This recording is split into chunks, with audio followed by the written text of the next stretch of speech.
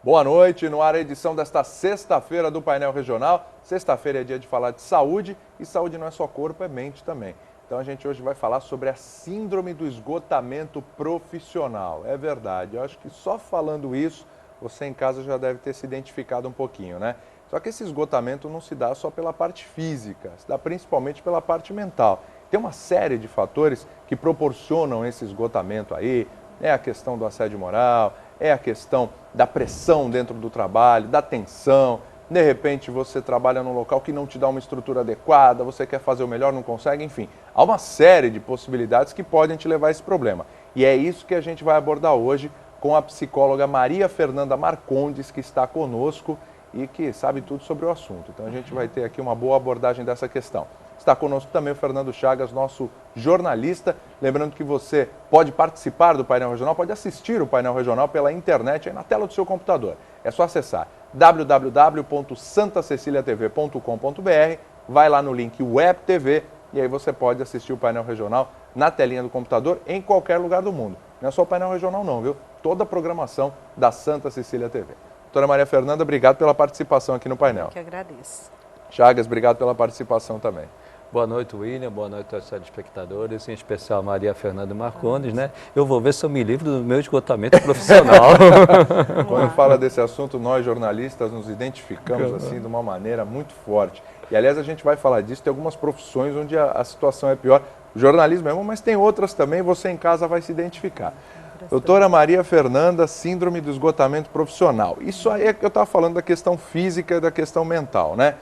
Às vezes a pessoa tem 3 empregos, mas ela trabalha com o que gosta, trabalha adequadamente, quer dizer, não há aquele esgotamento físico nem mental. Quando é que começa esse esgotamento? Quais são os fatores que levam a esse esgotamento? Boa noite, né, primeiramente. Boa noite. E eu quero dizer assim, a pessoa trabalha no que gosta, assim, pode fazer o que gosta, mas dependendo do que é oferecido a ela, né, vamos dizer assim, dos recursos, do material de uma empresa ou de um local onde ela trabalha, as pessoas com as quais ela trabalha, também se forem pessoas assim, vamos dizer, que enfim, que ela não se dá bem, que ela tem alguma rusga, ela, apesar de gostar do que faz, ela vai começar a sentir esse esgotamento, né? O começo de um esgotamento. Porque, na verdade, a gente tem que explicar o seguinte, o esgotamento não é como o estresse, né? Você fala, eu estou estressado porque eu briguei com a minha mulher e eu estou estressado porque eu gastei muito esse mês. Na verdade, assim, a síndrome de burnout, ela se desenvolve no ambiente de trabalho, tá? Então, a pessoa fazendo o que gosta ou não fazendo o que gosta, o ambiente, o contexto ali do trabalho vai favorecer ou não o desenvolvimento da síndrome. Isso é o que vai determinar. Como eu falei, a questão não é física, ela é mais... Ela é mais ambiental. Ambiental. Né? Então, não está dentro do indivíduo, mas sim no ambiente no qual ele trabalha. E como ela se manifesta, essa síndrome? Como a pessoa pode perceber? Eu estou com síndrome de esgotamento. Burnout. De burnout, né? A pessoa começa a se sentir... então, aí eu querendo colocar, tem 3 dimensões a síndrome de burnout. Você classifica uma pessoa em síndrome de burnout quando ela passa por essas 3 dimensões. A primeira é esgotamento profissional. Então, o profissional, ele se sente apático, ele não quer levantar para ir para o trabalho, ele passa a noite em claro, ou então ele vai para o trabalho e fica olhando toda hora no relógio para saber quanto tempo falta para ele ir embora. Mesmo ele sendo o patrão, eu já vi coisas parecidas. Também, e ele sendo o patrão. Também. Agora você falou isso, eu lembrei logo de uma dentista, que os dentistas, eles também têm síndrome de burnout, embora trabalhem sós, né? A sós, são liberais, tem, né? O máximo que tem é um auxiliar, né? Mas aí é por excesso de trabalho, é por uma... Aí até com o paciente mesmo, por uma devolutiva do paciente não muito bem adequada com relação ao profissional, né? Então o paciente trata o profissional de um jeito inadequado e o profissional se ressente com isso. Então, assim, gira mesmo em torno, não precisa ser numa equipe profissional, né? Numa Sim. empresa, não precisa trabalhar necessariamente como equipe, mas o que o outro faz no ambiente profissional, que seja relativo com aquilo que com a profissão que ele exerce, pode começar aí a síndrome de burnout. Agora, por exemplo, você falou, a pessoa é afetada pelo relacionamento em si. Agora, varia muito de pessoa para pessoa, né? Tem gente que é mais sensível, tem gente Varia que está mais muito. preparada de repente. É o que a gente chama de resiliência, né? Tá. Então, tem algumas pessoas que são mais resilientes mesmo. Você vê, por exemplo, pessoas que nascem e crescem em ambientes super inapropriados e se dão super bem na vida, ou são aquelas pessoas que você olha e estão sempre bem com a vida, sempre sorrindo, né? Então, assim, é essa questão da resiliência mesmo. Tem pessoas que têm pouca resiliência, Sim. né? E isso aí é um termo até psicológico, né, da resiliência. Maria Fernanda, e o segundo estágio? Então, como eu estava falando, esse é um primeiro estágio que geralmente vem aí com uma comorbidade de depressão. Então a pessoa ela fica muito desmotivada. Não quer levantar para ir trabalhar? Não, ela acorda e fica o dia inteiro de pijama, não quer conversar, ela se isola. A outra dimensão é a dimensão da despersonalização. Então ela começa a tratar o outro, e aí o outro pode ser um amigo do trabalho, pode ser o chefe, pode ser aquela pessoa a qual ela está tratando, no caso de uma dentista, de uma forma fria, como se fosse um objeto, né? Então, não tem aquele sentimento. Trata por tratar, porque tem que tratar, porque precisa ganhar o dinheiro. Mas não tem aquele afeto, aquela coisa natural, né? Não é nem afeto, mas é até uma educação. Sim. Né? Não tem isso. E a terceira fase é a fase da baixa realização profissional. Então, que é consequência, né, na realidade. Não, mas são 3 fases distintas mesmo. Então, essa baixa realização profissional então eu estou ganhando pouco, eu mereço ganhar mais, o meu trabalho não é reconhecido. Não sou valorizado. Não sou valorizado. Às vezes, um comentário que alguém faz, pronto, já é uma tempestade de achar que acaba o dia dele. É isso mesmo. E a pessoa começa a trabalhar também sempre na defensiva? Tudo parece que é contra ela também? Aí a gente já vai mais para entra mais nessa baixa realização profissional, né? É aquela mania de perseguição, de achar que o outro está sempre perseguindo aquela pessoa. Então, assim, aí tem essa diferença, é isso que eu quero deixar bem claro, do estresse e do burnout.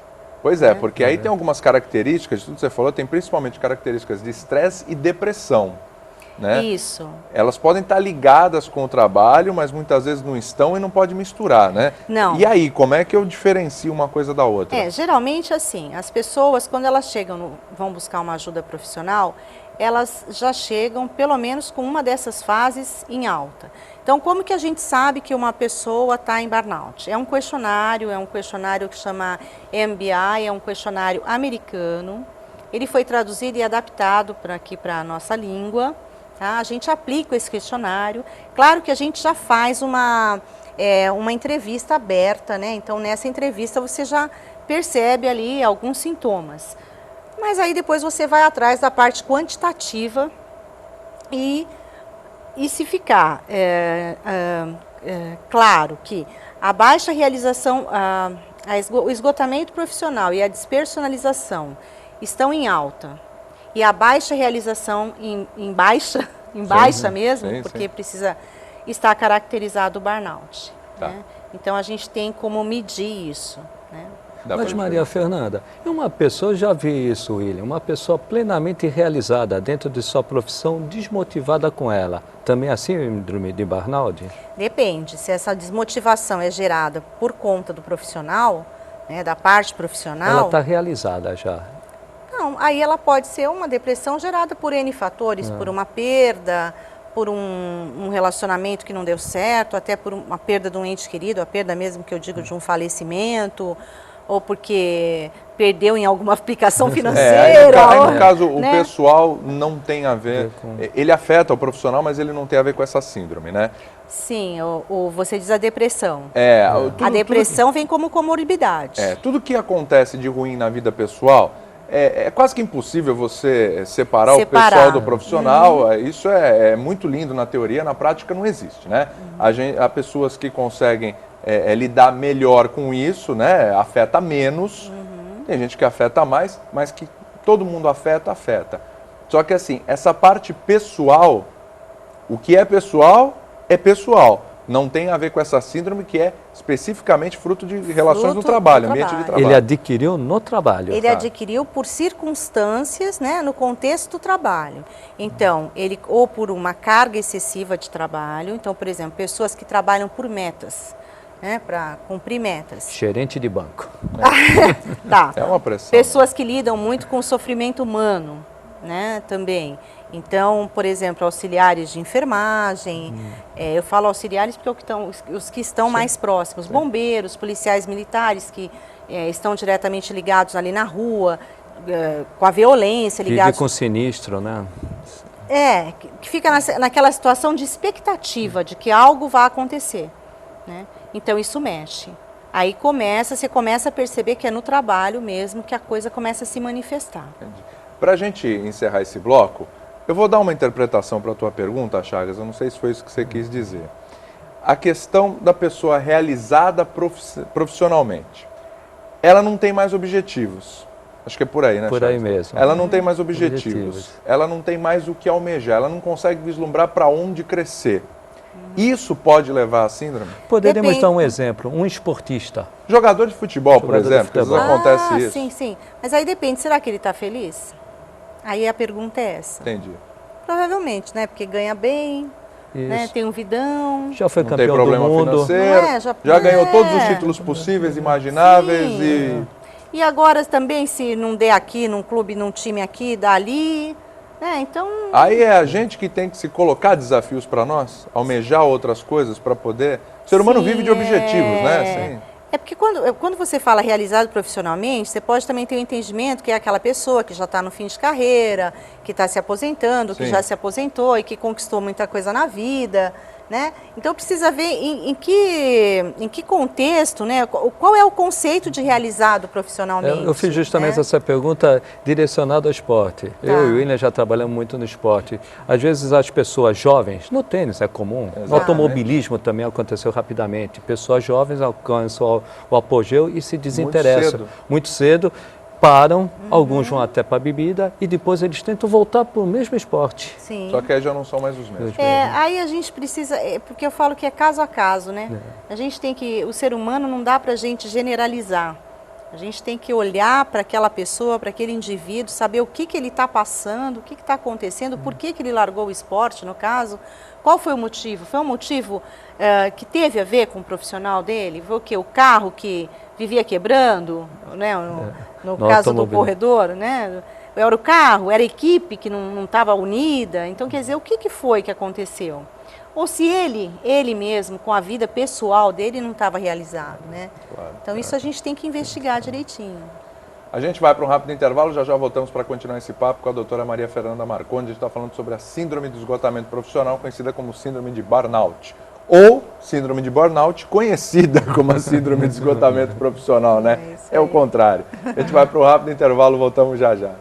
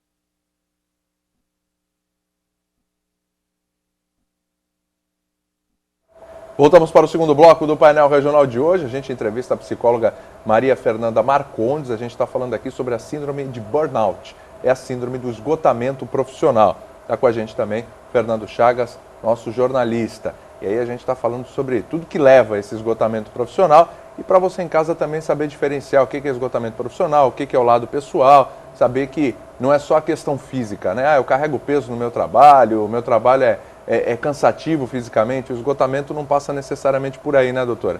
Como a gente falou no outro bloco, o esgotamento é mais do ambiente, é mais mental, isso realmente é que acaba pesando.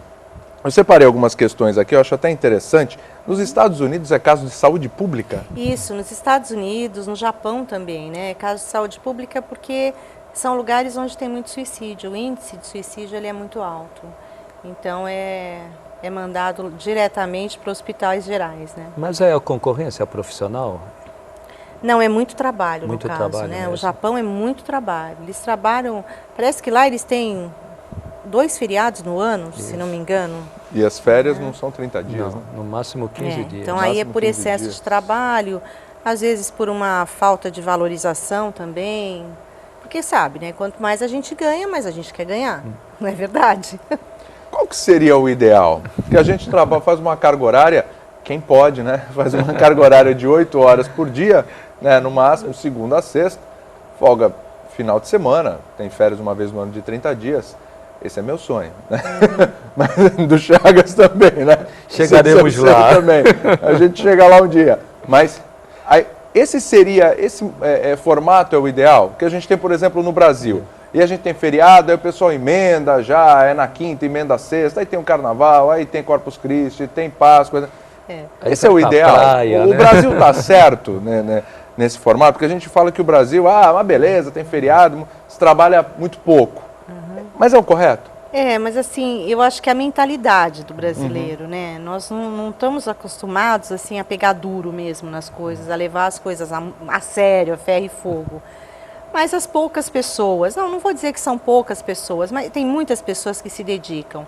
E essas pessoas que se dedicam, a gente tem que ter um limite, né?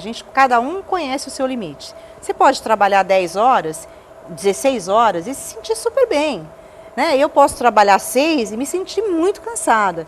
Por isso que fazer o que gosta é muito importante, né? Mas a gente também tem que tirar uma hora para o lazer, né? Para o social, para a família, até para nós mesmos. Lógico, né? lógico. Então, assim, não tem o ideal. Eu acho que o ideal é aquilo que cada um encontra, né?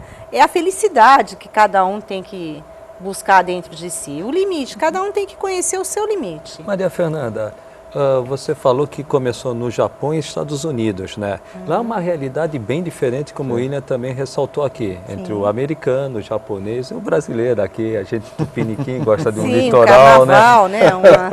E essa adaptação, como deve ser feita, né? Para que o diagnóstico aqui seja de acordo com as nossas características e não com as características norte-americanas. Sim, é por isso que eu te falei do MBA, que é um questionário que ele foi traduzido, né? É um americano, que ele chama Maslow Inventory Burnout. Então, ele foi criado lá para uma realidade lá, né?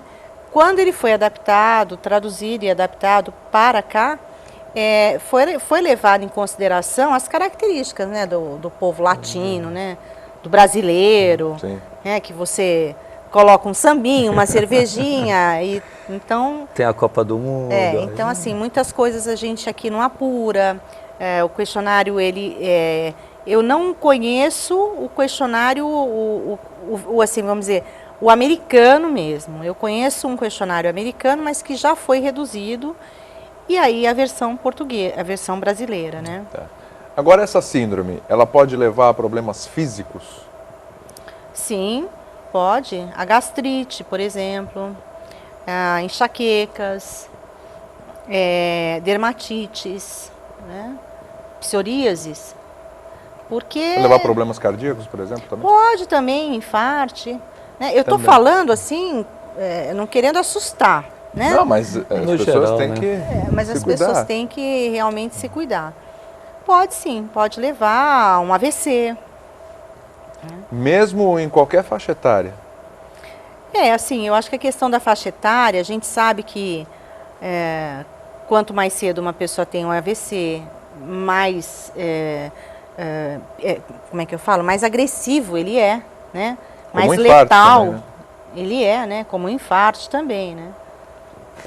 Maria Fernanda, o que é pior? O assédio moral do patrão em cima do empregado ou aquele que é liberal, mas tem que ter a exigência, tem a meta, ele tem que cumprir aquilo. O mercado financeiro é um exemplo disso. Quando queimou o Lehman Brothers lá nos Estados Unidos, amigos meus se infartaram aqui. Sim, com certeza. O que é pior? O assédio moral, ser empregado e o patrão em cima exigindo ou aquela necessidade de cumprir metas? Eu acho que qualquer uma das duas. Aliás, o assédio moral é uma coisa assim que é muito falado ultimamente e também pode levar ao burnout.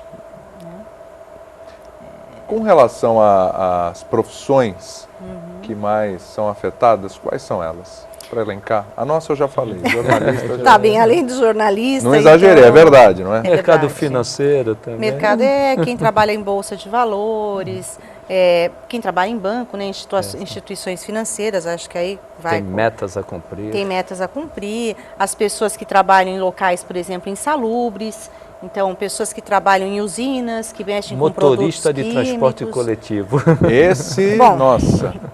Esse é demais porque que trabalha com o público, né? E aí o público dos mais diversos. Não, e é um nível de atenção absurdo, né? Porque desde que se criou a catraca eletrônica, não está nem pregando contra a catraca aqui, né?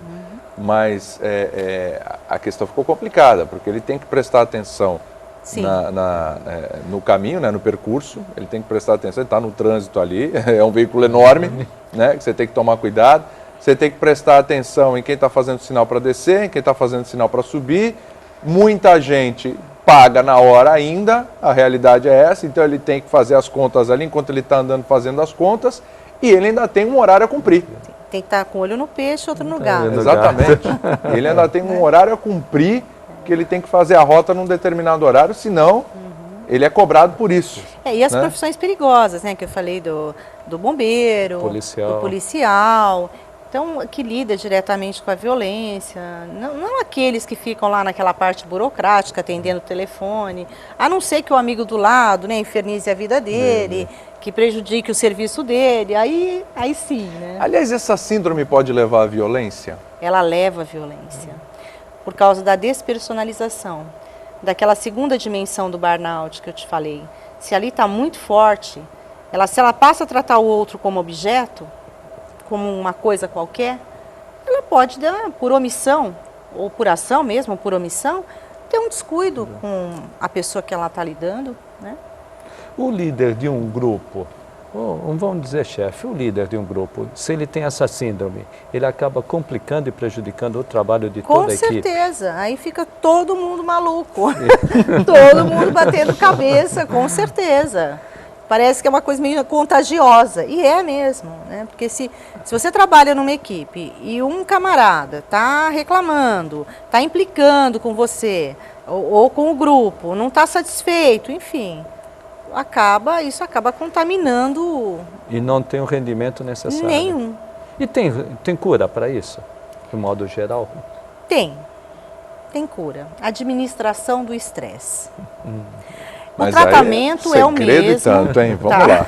Vamos dar essa. Vamos fazer o seguinte: eu vou até para o intervalo, tá? Okay. Para a gente falar sobre essa questão da cura no próximo bloco. Administrar o estresse, tá aí, isso é um segredo.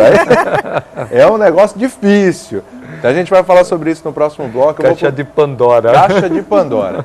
A gente vai para um rápido intervalo, antes do Minuto Saúde, Minuto Multimagem. A gente volta já para revelar este segredo, porque olha, eu tô curioso para saber. A gente volta já.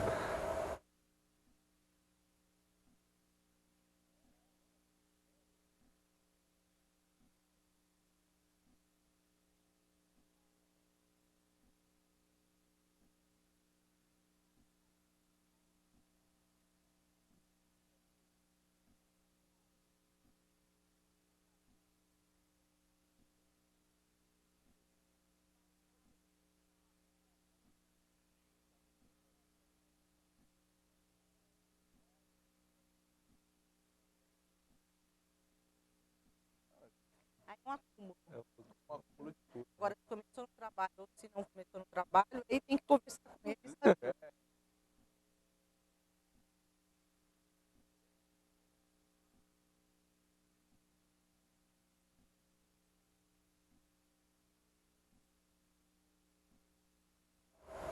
Voltamos para o último bloco do painel regional de hoje, que entrevista a doutora Maria Fernanda Marcondes, ela que é psicóloga. Estamos também com o Fernando Chagas, nosso cientista político, falando sobre a síndrome do esgotamento profissional. E tem duas maneiras um pouco mais divertidas de você ver esse lado da questão, que são dois filmes aqui. Um nem tanto, né, que é Um Dia de Fúria, e é uma situação complicada. Se você ainda não viu o filme, começo dos anos 90, com Michael Douglas, que ali é o esgotamento profissional, e envolve uma série de outras coisas, né? E também, para quem não viu, Como Enlouquecer Seu Chefe, que voa a impressora, né? A pessoa fica nervosa com a impressora, soca a impressora, voa a impressora, soca a tela do computador, fica revoltada com a inoperância de um chefe que só sabe cobrar e nunca dá retorno. Isso. Pronto, aí. Legal. Essa é a questão. Essa é a chave. Essa é a chave para a história, né? E quem nunca não teve vontade de socar uma impressora que não funcionou, né? Queria socar o chefe, né? Aí desconta na impressora, coitado do equipamento, né? Mas é complicado. Agora vamos para aquele segredo. Administração do estresse. Como é que a gente faz isso? Bem, mudando hábitos. Tá. Né? Então, dormindo melhor, comendo melhor, fazendo uma atividade física, fazendo uma terapia cognitivo-comportamental, onde nós buscamos ressignificar pensamentos e mudar comportamentos. Né? Dar um novo olhar, né, para aquela situação no qual a pessoa está vivendo. Né?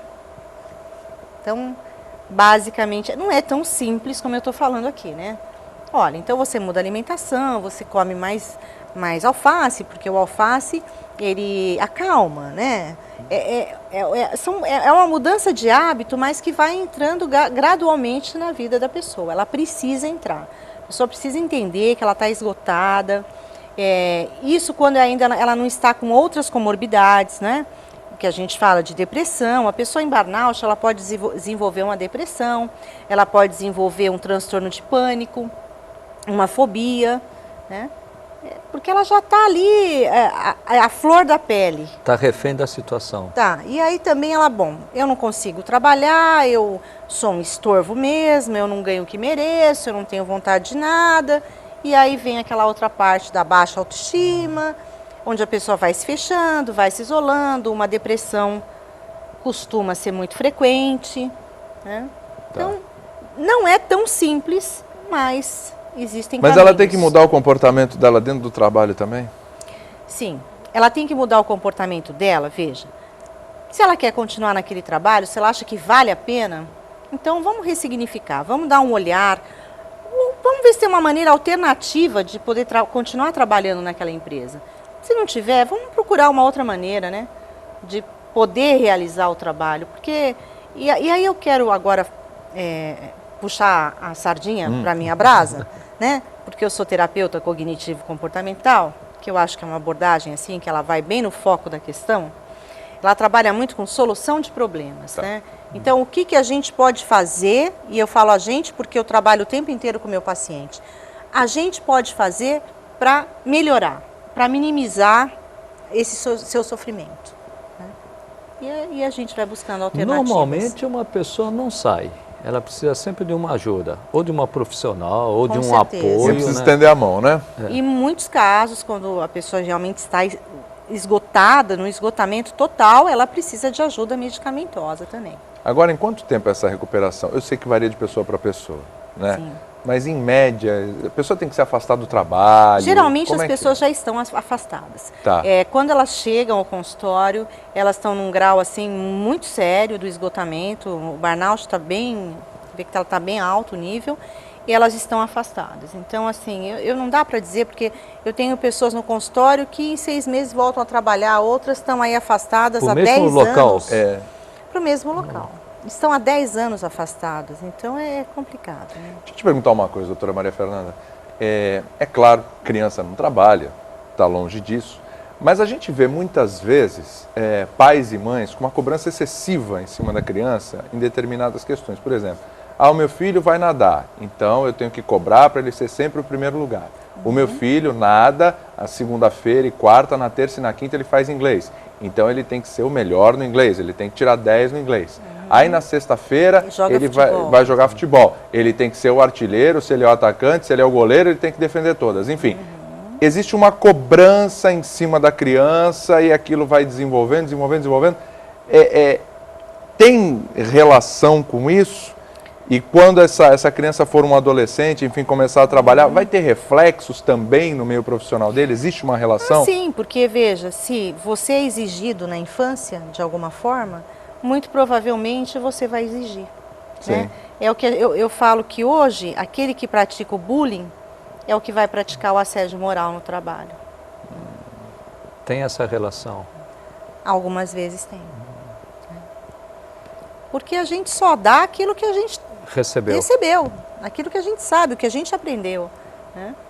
Então, muito provavelmente ele vai praticar isso com os outros depois. Né? Essa síndrome do esgotamento profissional, a criança pode adquirir na escola também? Você tem que tirar 10 em matemática, 10 em português. Não, aí a gente fala mesmo em estresse, né? Estresse mesmo. Numa ansiedade que pode gerar na criança e até uma depressão, né?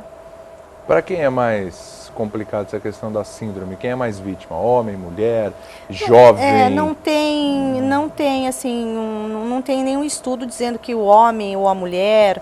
Não, o que tem é a profissão que exerce, né?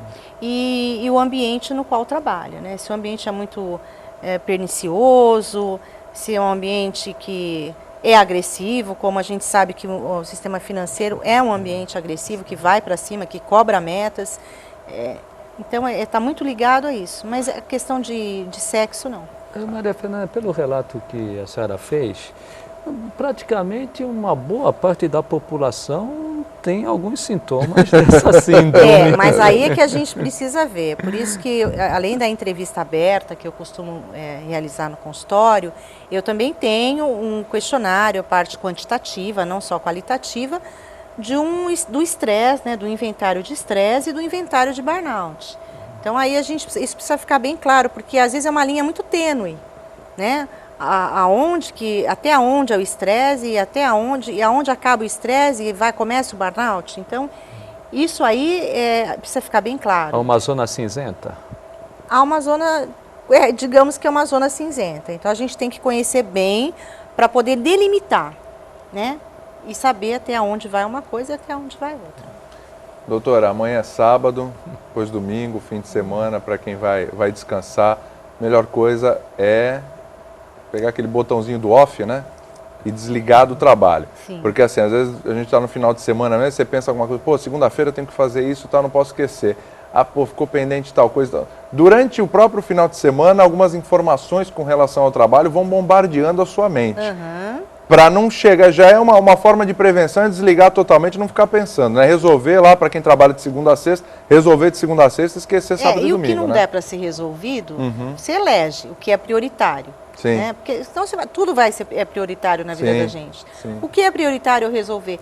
O que não puder resolver, deixa para segunda, né? Vai tomar uma cervejinha, né? Vai tomar um sol. Passear no shopping. Passear no shopping. É interessante que o William falou, o domingo, para muitas pessoas, o domingo à noite. Para muitas pessoas. Acabou o jogo ali 6 horas da tarde, parece que acabou o domingo. Né? Só que nós estamos falando domingo para uma parcela de trabalhadores, sim, né? Porque tem muitos, formais, por exemplo, os que trabalham de turno. Sim, né? Exatamente. Então, exatamente.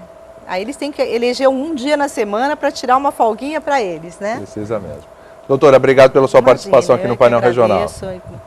Tomara que eu tenha ajudado aí. Com certeza com essas ajudou. informações, né, no sentido de prevenir. Ajudou, né, Chagas? Ajudou. Vai desligar sábado e domingo? Quando puder, né? Quando puder. Quando não trabalhar no sábado e domingo, né? Esse eu já não posso, já tem que trabalhar.